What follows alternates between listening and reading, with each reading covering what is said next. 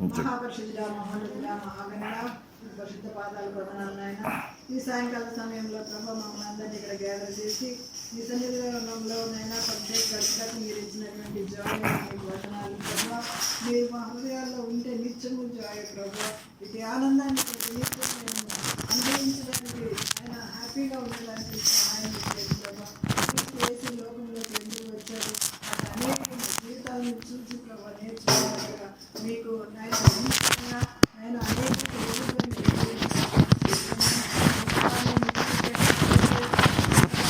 నేర్చుకునేటువంటి ప్రసిద్ధ వాక్యాన్ని ప్రభు మాకు తెలియజేస్తుండగా వినివారికి వినుబుద్ధి కలిగించమని, ఆ వాక్యం మా హృదయాల్లో పనిచేయడానికి సహాయం చేయమని, మిక్కులు చాటు మరుగు చేయమని యేసునామములో అడిగినాను తండ్రి. మనం ఇప్పుడు క్రిస్మస్ టైంలో ఉన్నాం కాబట్టి క్రిస్మస్ గురించి కొన్ని విషయాలు నేర్చుకుందాము. క్రిస్మస్ అంటే మీ అందరికీ తెలుసు, క్రీస్తుని ఆరాధించడం. క్రీస్తు ఈ లోకానికి ఎందుకు వచ్చారు, ఎవరి కొరకు వచ్చారు మన అందరికీ తెలిసిన విషయం. అదే కాకుండా ప్రత్యేకంగా కొన్ని విషయాల గురించి నేను చెప్పాలని ఆశపడుతున్నాను. కీర్తనాకారుడు అంటాడు కదా, కీర్తన 73:25లో ఆకాశమందు నీవు తప్ప నాకెవరున్నారు, నీవు నాకుండగా లోకంలో నాకు అక్కర్లేదంటాడు, ఏమీ అక్కర్లేదంటాడు. అట్లాగే కీర్తనకారుడు ఇంకొక విషయం, కీర్తనలు 123లో కూడా ఆకాశమందు ఆసీనుడైన వాడ ఈ తట్టు నేను కనులెత్తుచున్నాను. అట్లాగే మమ్మలను కరుణింపుము, మా కన్నులు నీ తట్టే చూస్తాయి అంటాడు. ఎందుకంటే మన పాపుల కొరకే వచ్చాడు ఆయన, నీతిమంతుల కొరకు రాలేదు. పాపులను వెతికి రక్షించడానికి ఈ లోకానికి వచ్చాడు.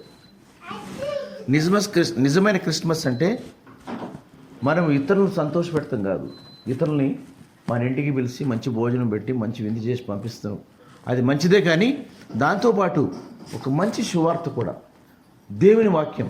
యేసుక్రీస్తు ఎందుకు వచ్చారు, యేసుక్రీస్తు యొక్క ఈ శ్రమల గురించి కానీ చెప్పి ఒక వాక్యం చెప్తే దానికి ఎంతో అర్థంగా ఉంటుంది. నిజమైన ఒక భక్తుడు అంటాడు, ఒక పాపిని వెతికి పట్టుకుని రక్షించి ఆయన బాప్తిస్మం ఇస్తే అదే నిజమైన క్రిస్మస్. ఆయన పరలోకంలో విందులో ఉంటారంట. ఎన్నో మంచి మంచి వాక్యాలు ఉంటాయి వెతికి రక్షించటం. కానీ క్రిస్మస్ టైంలో మనము ఏం చేస్తున్నాం, చక్కగా నీట్గాను ఇల్లును శుభ్రం చేసుకుంటాం, మంచి బట్టలు తెచ్చుకుంటాం, మంచి పిండి వంటలు తెచ్చుకుంటాం. అలాగే మన హృదయాన్ని శుద్ధి చేసుకుంటున్నామా, మన హృదయాన్ని దేవుడికి ఇస్తున్నామా. మరి దావీదు అంటాడు కదా కీర్తనల్లో, ఆయన కొరకు నేను ఒక స్థలం సిద్ధపరచే వరకును నా పడక మీదకి వెళ్ళను, నేను కంటి మీదకి కునికి రాని అంటాడు. చూడండి ఎంత మంచి నిర్ణయం. మనం ఈ క్రిస్మస్ సందర్భంగా ఈ యొక్క నూతన సంవత్సరంలో మనం కొన్ని తీర్మానాలు తీసుకుందామా. ఏమైనాను మన జీవితంలో దావీదు కుమారుడు అంటాడు చూడండి, దావీదు మరి ఎంత చక్కగా చెప్తాడు, నీకు ఒక స్థలం కట్టించే వరకు అయ్యా, మరి నేనైతే ఎంత ప్యాలెస్లో ఉంటున్నాను, నువ్వు గుడారంలో ఉంటున్నావు, అక్కడ మందసంలో, నీ గురించి ఒక మంచి స్థలం ఏర్పాటు చేయ వరకు నీ పడకెక్కను, కంటి మీదకి నిద్ర రాని అంటున్నాడు. ఎంత మంచిది. అలాంటి క్రిస్మస్ సమయంలో మనం కనీసం ఆయన గురించి కొంచెం స్థలం మన హృదయంలో ఏర్పరచుకుందామా.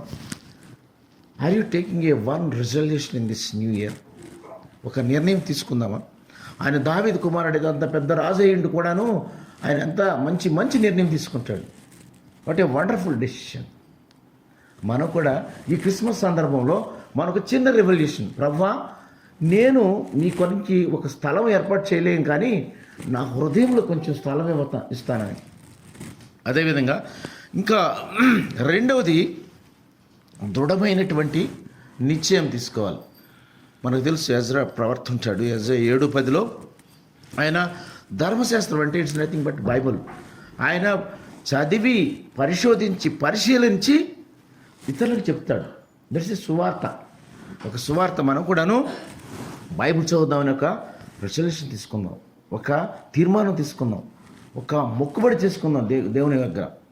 రెండవదిగా బైబుల్ చదువుతాను నేను, చదివింది కాకుండా అర్థం చేసుకుని పరిశీలించి పరిశోధించి ఇతరులకు చెప్పేటువంటి సామర్థ్యం తెచ్చుకుంటాయి. చదవండి మీరు బైబిల్, ఎంతో మరి ఈయన చదువుతుంది జుట్టుదైన తారల కన్నా మధురంగా ఉంటాయి ఆయన మాటలు. నేను కూడా చదివేనుకున్నాను కాబట్టి నాకు అర్థమవుతుంది. రెండవది, మనం ఈ యొక్క సంవత్సరంలో ఒక రెజల్యూషన్ తీసుకున్నాం. ఏమని? అయా నేను బైబిల్ విడవక వదలక నిత్యం చదువుతానని. మూడవదిగాను ప్రార్థన చేయటం మానదు. ఎంతోమంది ఉంటారు ప్రార్థనా వీరులు. మనకు తెలిసిందే, సమూయేలు గ్రంథంలో 1 సమూయేలు 11లో ఉంటుంది. అన్న ఆమెకి గొడ్రాలై ఉన్నప్పుడు ఆమె ఉపవాసం అన్ని మోకాళ్ళలోని మరి ఎంతో నిష్ఠగా ప్రార్థించినప్పుడు యెహోవా ఆలకించి ఆమెకి ఆమె ముందే అడుగుతుంది, అయ్యా నాకు మగబిడ్డని ఇవ్వని అడుగుతుంది. చూడండి, వాట్ ఏ కాన్ఫిడెన్స్. ఒక గురి కలిగినటువంటి ప్రార్థన ఉన్నదా మన జీవితంలో? ప్రార్థన చేస్తున్నావా? ఏమని చేస్తున్నావు? నీ ప్రార్థనలో పట్టుదల ఉందా? నీ ప్రార్థనలకు ముందే అంటది, అయ్యా నాకు ఒక మగపిల్లడిని ఇస్తే ఆయన తల మీదకి సౌరం కత్తి రానియకుండా నీకోసం వదులు. ఆమె ప్రార్థించి అడిగి దేవుని నుంచి పొందుకుంది కాబట్టి ఆయనకి సమూయేలుని ప్రేరు పెట్టింది. సమూయేలు కూడా అలాగే జీవిస్తాడు. ఎంత నిష్ఠగాని, ఎంత ప్రార్థన పరులు. ప్రార్థన అదేంటంటే ప్రార్థన విడవక వదలక అది ప్రార్థన చేస్తానని మీరు ఒక ప్రమాణం చేయండి. ఒక వాగ్దానం తీసుకోండి, ఒక తీర్మానం తీసుకోండి, ఒక నిర్ణయం తీసుకోండి. ఈ యొక్క క్రొత్త సంవత్సరంలో ఎన్నో వస్తాయి, ఎన్నో వెళ్ళిపోతాయి క్రిస్మస్లో. ఒక పాస్టర్ గారు చెప్తారు కదా, వాళ్ళ ఊర్లో ఆ యూత్ అంతా కలిసారే ఈ సంవత్సరం మనం 24 అడుగులు ఇది పెట్టాం, ఇది స్టార్. నెక్స్ట్ ఇయర్ 34 అడుగులు పెట్టాలంటారు. 44 అడుగులు పెట్టి స్టార్లో ఆ కాంతిని జమ్మటం కాదు, విదజల్లటం కాదు. Why don't you become a star? You become the star to give the light to others. దేవుని యొక్క వెలుగుని ఇతరులకు ఇవ్వడానికి మన యొక్క స్టార్కి ఎందుకు అవ్వకూడదు? అలా నిర్ణయం తీసుకోండి. నేనేమన్నా ఇక్కడ మీరు పనిచేసే చోట కానీ, చదువుకునే చోట కానీ, ఎక్కడైనా కానీ దేవుని గురించి చెప్పగలుగుతున్నారా? యేసుక్రీస్తు ఎందుకు వచ్చారు? ఆయన ప్రాణాన్ని ఎందుకు పెట్టారు? అది చూడండి. మరి అన్నీ ఉండి కూడా ఏమీ లేని దరిద్ర స్థితిలో దరిద్ర నారాయణకి వచ్చాడు ఇక్కడ. ఎంత గొప్ప త్యాగం చేశారు వాళ్ళు. మనం ఏమన్నా చేస్తున్నామా? ఈ యొక్క క్రిస్మస్లో నేను ఒక 7 పాయింట్లు చెప్తాను. 7 నిర్ణయాలు తీసుకుందామా మనం? విడవక మానక ప్రార్థన చేయుట. మరి అట్లాగే పరిశుద్ధంగా holy life. How far we are holy. మనల్ని మనం పరీక్షించుకుందాం, ఎంత మేము పరిశుద్ధంగా ఉండగలుగుతున్నాం. మరి మన బైబిల్లో చూస్తే ఎంతోమంది ఆదికాండం నుంచి వస్తారు. యేసేపు గారు మరి పోతేఫరు యొక్క భార్య ఆయన వస్త్రం పట్టుకున్నప్పుడు వస్త్రాన్ని వదిలేసి పారిపోతాడు. Man of the character. అట్లాగే జైల్లో ఉన్నప్పుడు కూడా ఆయన జైలు అధికారులు అందరూ మెచ్చుకుంటాడు, ఇంత పరిశుద్ధంగా ఉంటున్నాడని. అదేవిధంగా ఆ యొక్క దేశానికి ఐరోపాకి ఒక పెద్ద మరి ప్రధానమంత్రి అవుతాడు. ఎందుకయ్యాడు? ఆయన దేవుని సేవిస్తూ నీతిగా ఉంటూ మరి హోలీగా బ్రతుకుతూ ప్రార్థన చేస్తూ ఉన్నాడు కాబట్టి. అన్నదమ్ములు గోతులు పడేసినా కానీ, బానిస బ్రతికినా కానీ, జైల్లో ఉన్నా కానీ ఆయన విడవక, ఆయన వదలక, ఆయన పట్టుకుని మరి ఆయన ప్రార్థన చేయబట్టే, అంత హోలీగా ఉండబట్టే దేవుడు ఎంతగానో ఆశీర్వదిస్తాడు. మనం కూడా ఈ యొక్క నూతన సంవత్సరంలో గడిచిన కాలం అంతటి మనకు ఎంతగానో దీవెనలు ఇచ్చాడు ప్రభు. మనం ఏమన్నా ఈ 7 ఏమైనా ఒక రిజర్వేషన్ తీసుకుందామా? దేవునికి మనం హృదయంలో స్థానం ఇద్దామా? విడవక వదలక ప్రార్థన చేద్దామా? మరి అట్లాగే మానక ప్రార్థన, బైబిల్ చదువుదామా? 4వది కానీ మరి ఈ యొక్క హోలీ లైఫ్ ఇంకా ఉంటారు ఇక్కడ. ఆదికాండంలో 39లో 12 చూస్తే యేసేపు యొక్క మన పరిశుద్ధత గురించి ఉంటుంది ఎంతగానో. ఎంతోమంది ఉన్నారు. పేతురులు కూడా అంత పరిశుద్ధంగా ఉన్నబట్టి వాళ్ళ యొక్క పేర్లు సువర్ణ అక్షరాలతో మరి బైబిల్లో లిఖించబడినాయి. మరి 5వదిగా నేను ఎక్కువ టైం తీసుకోను, మీ యొక్క 10 నిమిషాలు లోపే మేము ముగిస్తాను. 5వదిగాను మరి can you live for others? మీరు ఇతరుల గురించి ఏమైనా జీవిస్తున్నారా? ఇక చూడండి, మరి ఎస్తేరు గ్రంథంలో ఎస్తేరు 4:17లో ఆమంటది, నేను నశించిపోయినా కానీ నా ప్రజల గురించి నేను, ఆనాడంటే ఒక రాజు దగ్గరికి వెళ్ళాలంటే పర్మిషన్ తీసుకోవాలి. పర్మిషన్ లేకుండా ఆయన్ని, ఎందుకంటే యూదా గోత్రం మీదకి ఒక మరణదండన తీసుకురాబడింది కాబట్టి ముద్దకాయ గారు మొరపెట్టినప్పుడు చెప్పినప్పుడు ఈమె ఒక నిర్ణయం తీసుకుంటుంది. ఆమె ఆ పని వాళ్ళు అలంతివంతా కూడా ఉపవాసం ఉండి రాజు దగ్గరికి వెళ్ళి ఆ శాసనాన్ని మార్పించగలిగింది. Live for others. నేను చనిపోయినా సరే నాకు ఇష్టమే, కానీ నేను నా ప్రజల కొరకు నేను ఈ యొక్క మరణదండాన్ని తొలగిస్తానని గ్రేట్ రెజల్యూషన్ తీసుకున్నాను అన్నాడు. అందుకనే అప్పుడు వాళ్ళందరూ సేవించబడ్డారు. మరి ఇంకొకటి మరి ఫిలిప్పీ 1:21 కూడా పౌలు గారు అంటారు, మనందరికీ తెలిసిన విషయమే, బ్రతుకుట క్రీస్తు కొరకే, చావైన మేలే అంటాడు. చూడండి ఎంత గొప్ప నిర్ణయం. ఆయన ఒకప్పుడు పౌలుగా మారకముందు సౌలుగా ఉన్నప్పుడు ఎన్నో హింసలు చేశాడు. ఎంతోమంది క్రైస్తవుల్ని యేసుక్రీస్తు వారు పట్టుకుని అడిగినప్పుడు, నువ్వు హింసిస్తున్నది నన్నేనాయన అన్నప్పుడు అప్పుడు మారతాడు. అతను మారి ఎన్ని మంచి పుస్తకాలు రాస్తాడు, ఎంత సేవ చేస్తాడు. అని అంటాడు కదా, బ్రతుకుట క్రీస్తు కొరకే, చావైనా లాభమే, మేలే అంటాడు. తర్వాత ఆయనే అంటాడు మళ్ళీ ఇంకొకటి 2 తిమోతి 4:7 కూడా అంటాడు. ఏమంటారు? మంచి పోరాటం పోరాడి తిని నా పరుగు తుదముట్టించింది, నా విశ్వాసం కాపాడుకుంటుంది. ఇది కూడా మంచి పరుగు మేము పరిగెట్టాలి, నా విశ్వాసాన్ని కాపాడుకోవాలి. విశ్వాసంలో ఎట్టి పరిస్థితుల్లో వెనకంజ వేయనటువంటి ఒక గొప్ప తీర్మానం తీసుకోండి ఈ సమయంలో. ఇంకా అట్లాగే ముందుకెళ్తే మనం ఎన్నో మంచి మంచి విషయాలు ఇంకా చెప్పాలి, కానీ టైము మరి మేడం గారు 10 నిమిషాలు అన్నారు. మరి ఇంకొకటి 7వది గాను, నేనును నా ఇంటి వారును, ఎక్కడుంటుంది అది? యెహోషువ 24:15 చక్కగా అంటారు ఆయన, మిగతా వారు అందరూ దేవదూతలను పూజించండి, దేవతలను పూజించండి, ఎవరిని పూజించండి, కానీ నేను నా ఇంటి వారు అందరమే యెహోవానే సేవిస్తాం, యెహోవానే పూజిస్తాం. చూడండి ఎంత మంచి నిర్ణయం. వాళ్ళు వస్తే కొంతమంది బెదిరిపోతారు, మీ క్రిస్టియన్ చెప్పుకుంటాయి, కానీ ఆయన అంటాడు కదా, ఏమైనా కానీ నేను నా ఇంటి వారమే యెహోవానే సేవిస్తాము, ఆయనే పూజిస్తాం. మరి ఇంకా అట్లాగే మరి యేసుక్రీస్తు వారి 2000 దెయ్యాలు మొదలుకొట్టినప్పుడు దెక్కపోలే అనేటువంటి ప్రాంతంలో ఆయన అంటే, ప్రభువా నేను నీ ఎంట వస్తానంటాడు. వద్దునైనా నీ ఇంటికి వెళ్ళి నీవు ఇంటి వారికి జరిగిన కార్యం చెప్పమంటాడు. ఆయన ఇంటికి వెళ్ళి ఈయన చేసిన అద్భుత కార్యం చెప్పడం వలన ఆయన ఇంటి వారు అందరూ మారుతారు. అంతేకాకుండా చుట్టుపక్కల ఉన్న 10 గ్రామాల వరకు కూడా ఆయన సువార్త చెప్పి మార్పు తీసుకొస్తారు. ఈనాడు మనం ఏమన్నా ఎవరికైనా ఒక సువార్త చెప్తున్నామా? యేసుక్రీస్తు ఎవరని చెప్పగలుగుతున్నామా? చెప్పండి. కనీసం ఈ క్రిస్మస్లో మీ ఇంటి వారికి, మీ ఇంటి పక్క వారికి యేసుక్రీస్తు ఎవరు చాలామందికి తెలియదు. The word of God to be reached the unreached areas. విలేజ్లో చాలామంది ఉంటారు. వాళ్ళందరికీ వెళ్ళి చెప్పాలంటే యేసుక్రీస్తు ఎందుకు వచ్చారు లోకాన్ని, ఎందుకు చనిపోయారు, వాళ్ళు ఎందుకు తిరిగి రాబోతున్నారు, 2 మాటలని చెప్పండి. ఈ యొక్క క్రొత్త సంవత్సరంలో మనం ఏమైనా ఇంకా ఉంటారు చాలామంది. యాక్ట్స్ 10:1 కొర్నేలైన శతాధిపతి ఉంటాడు. ఆయన భక్తిపరుడు. ఆయన కూడా చెప్తాడు, ఆయన ఇంటి వారందరూ కూడాను, వాళ్ళందరిని కూడాను మరి యెహోవాను సేవిస్తారు ఆయన. మరి ఇంకా లుదియా ఒక స్త్రీ ఉంటుంది, అపోస్తులు 16-14 ఆమె కూడా, ఎంతోమంది ఉంటారు. జైలు అధికారి కూడాను, ఆయన కూడా ఒక నిర్ణయం తీసుకుంటాడు. ఈయన వచ్చేసి ఇచ్చినప్పుడు ఆయన చేతులు కడుక్కుని అంటాడు కదా, I have not found any guilty in this man. ఆయనలో ఏ దోషమో కనపడట్లేదు పిలాతు. చూడండి ఎంతమందో ఎన్నో మంచి నిర్ణయాలు తీసుకుంటారు. ఈ క్రిస్మస్ సమయంలో ఈ యొక్క మనకి 10వ తారీఖు డిసెంబర్లో మనకి ఇప్పటివరకు బ్రతికించే అంటే దేవుని యొక్క కృప, దేవుని యొక్క మహాదేశ్వరుని బట్టి మనం ఇక్కడ నిలబడగలిగాం. లేకుంటే కరోనాలో ఎంతోమంది రాలిపోయారు పురుగుల్లాగా. కానీ can you take a resolution in this one? ఈ యొక్క సందర్భంగా 1 మీ హృదయంలో చోటు ఇవ్వస్తున్నారా? 2వది బైబిల్ నిత్యము వదలక చదువుతానే నిర్ణయం తీసుకుంటున్నారా? 3 ప్రార్థన విడవక చేయగలుగుతున్నారా? మరి చూడండి, మరణ చేస్తున్న దానియేలు మీద కంట మీదకి వచ్చినప్పుడు ఏమంటాడు?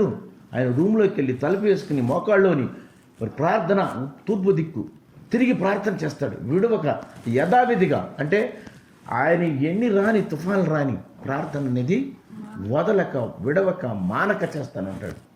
అలాంటి నిర్ణయం తీసుకుందాం మనం. ప్రార్థన చేయటం వల్ల మరి ఎన్నో మేళ్ళు నేను తెలుసుకుని మరి ప్రార్థన మరి హోలీ లైఫ్ మరి యేసులాగా మనం కూడా పరిశుద్ధంగా జీవిద్దాం అనేటి ఒక రెజల్యూషన్, ఒక తీర్మానం తీసుకుందామా? ఎస్తేర్లాగా నేను నశించిపోయినా కానీ, నేను చంపబడినా కానీ నా ప్రజల కొరకే జీవిస్తాననేటువంటి తీర్మానం తీసుకుందామా? ఇంకా అలాగే మరి పావుల్లాగా బ్రతుకుట క్రీస్తే చావైన మేలే. చూడండి, ఆయన శిష్యులు 12 మంది కూడాను రకరకాలుగా, ఒక అతనైతే ఖడ్గంతో చంపారు యాకోబుని, మళ్ళీ ఇంకోసం శిరఛేదనం చేశారు యోహాన్ని. మరి ఈయనైతే పేతురునైతే వాళ్ళు అంటారు, చంపుతుంటే నన్ను ఉల్టా వేసి సిలివేసి చంపేయమంటాడు.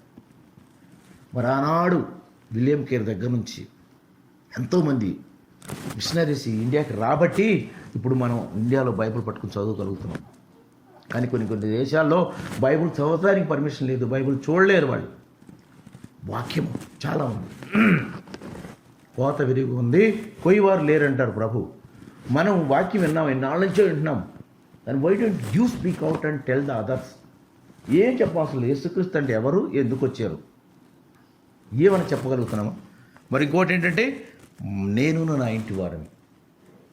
How many times do you have this family prayer? ఎన్ని రోజులుగా మీరు కుటుంబ ప్రార్థన చేసుకుంటున్నారు? కుటుంబ ప్రార్థనలో చేసుకుంటాం వల్ల బిడ్డలు ఆశీర్వదించబడతారు, వాళ్ళ భవిష్యత్తు. మరి జాషువా డానియల్ గారు వాళ్ళ కుమారులు అంటారు కదా, వాళ్ళు తెల్లవారుజాము 4 గంటలు లేచేసి మోకాళ్ళని ప్రార్థన చేస్తుంటే వాళ్ళ పిల్లలు కూడా వాళ్ళు తెలియకుండా వచ్చేసి మోకాళ్ళు చేస్తున్నారు. మన మొబైల్ చూస్తుంటే మన పిల్లలు మొబైల్లో చూస్తారు. అలాగే ప్రార్థన చేస్తుంటే కుటుంబ ప్రార్థన పెట్టుకోండి, బైబిల్ చదవండి, ప్రార్థన చేయండి. ఈ యొక్క కొత్త సంవత్సరంలో ఈ 7 ఒకటైనాను నేను తీర్మానం తీసుకుంటాను, నేను నిబంధన ఫాలో అవుతాను, ఒక వాగ్దానం తీసుకోండి. మీ లైఫ్లో దేవుడు తప్పకుండా దీవిస్తాడు.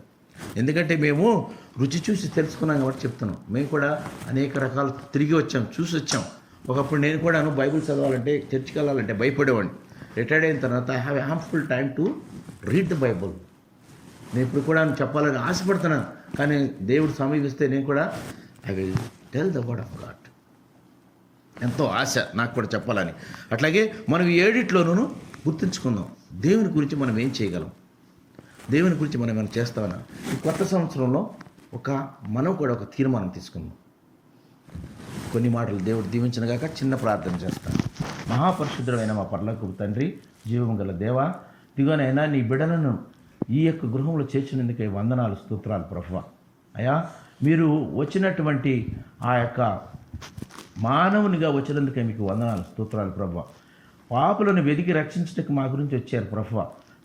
మా కొరకు నాయనా మీ యొక్క పరిశుద్ధ రక్తమును సిలువపై చిందించి చనిపోయి 3వ రోజున తిరిగి లేచి తండ్రి యొక్క గుడిపాషణ ఉన్న గొప్ప తండ్రి, మీరు మరలా వస్తారని, మమ్మల్ని తీసుకెళ్తారని మాకెంతో ప్రగాఢమైన నమ్మకం, విశ్వాసం ప్రభువా. ఈ గృహం పైన మీ మెండైన ఆశీర్వాదాలను కుమ్మరించండి ప్రభువా. మరి ముఖ్యంగా ఈ గృహంలో ఉన్నటువంటి 4 బిడ్డలను నాయన మీరు పట్టుకోండి నాయన.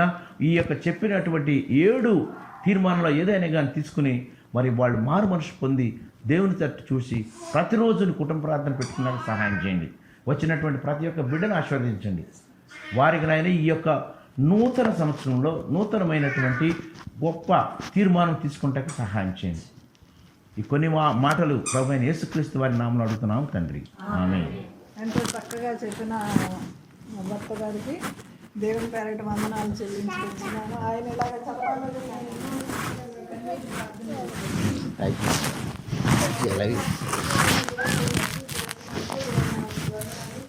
ఆఖరిగా మీ జీవితంలో ఈ సంవత్సరంలో ప్రభు ఏమన్నా జస్ట్ మరి